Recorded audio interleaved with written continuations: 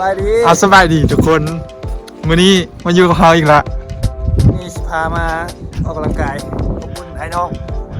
มันต้มแล้วหลังจากที่ว่าห่างหายกันไปโดนเติบ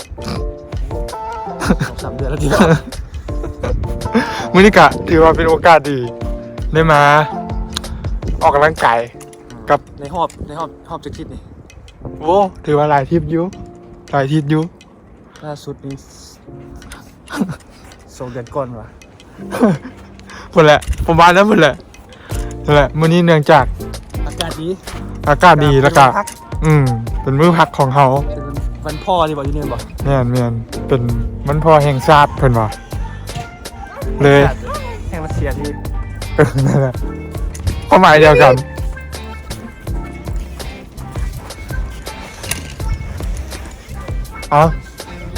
เป็นยังไงเดี๋ยวไปเบิ่งกันว่าทางในมันเป็นยังไงไปป่าน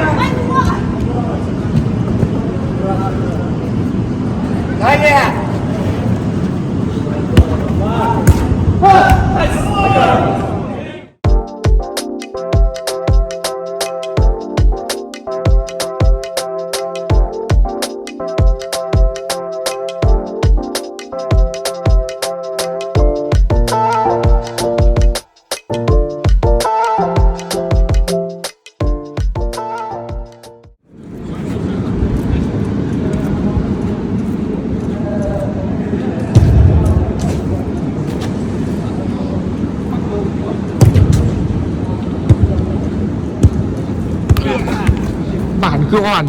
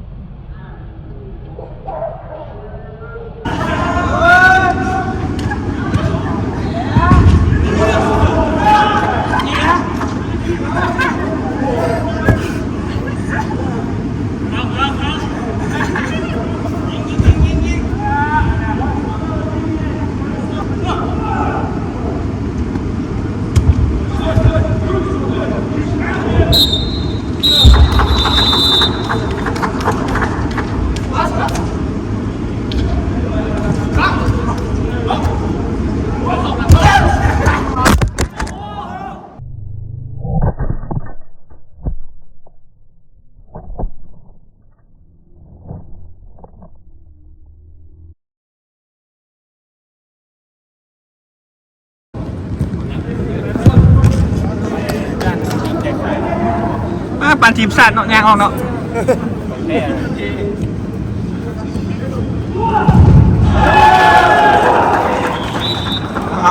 เอา